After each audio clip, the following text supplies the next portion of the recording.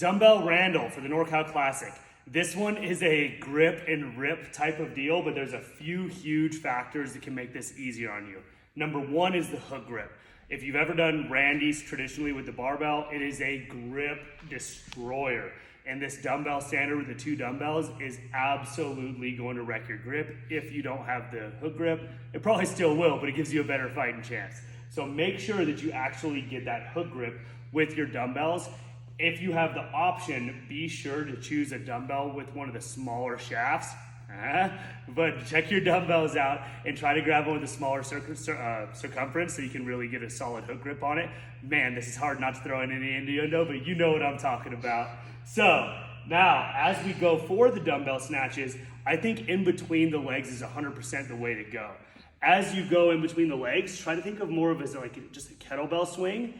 And then when one arm comes up, the other dumbbell, the low dumbbell, should come out slightly and rest the head of the dumbbell on your thigh. This will stabilize it so it doesn't get that opposite swing and throw you off balance. And then you'll bring it back to the center as the other one comes down, and you can catch it in one fluid rhythm. And as we're going here, you can see that I'm in a pretty solid rhythm, and there's not a lot of different moving parts. I try to stabilize that low dumbbell as soon as I can, and that sets me up into the next rep. Finally, make sure the dumbbells stay close underneath your fun parts and not way down to the ground. The further you get away from the hips, the more of it's gonna blow up your erectors, so keep it tight.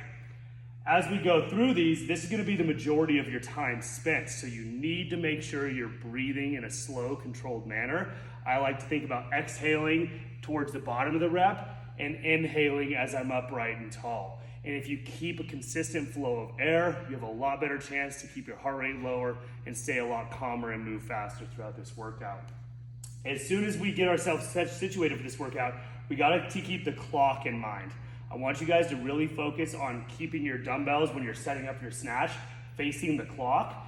And then once we get done with our dumbbells, we're gonna set the dumbbells down in between the legs and cushion into the hips, then fall back to the ground and keep them close, set them down, and then immediately get on your face now.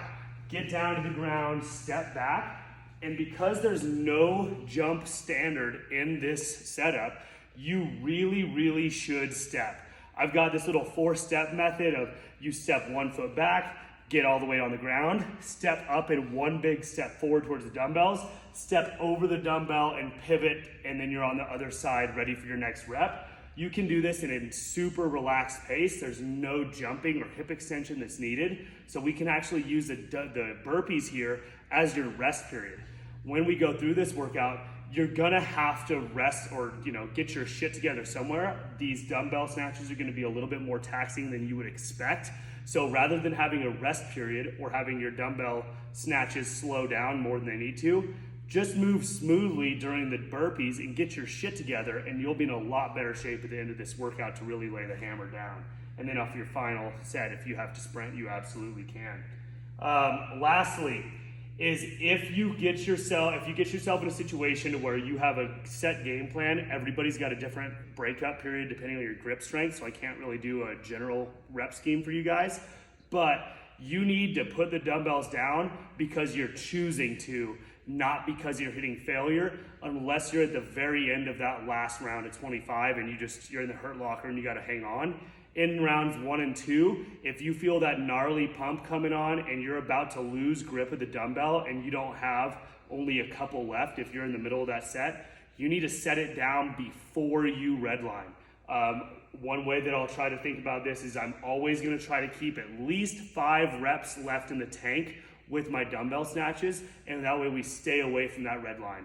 It's easy to set them down and take a 3-second break and get back to it, but if you redline and need 30 seconds, it was now no longer worth that bigger set. So, hook grip on the dumbbells, do not jump the burpees. Step, make sure to set the dumbbells down close together so you don't have as far to jump, and let's haul ass with this one, guys.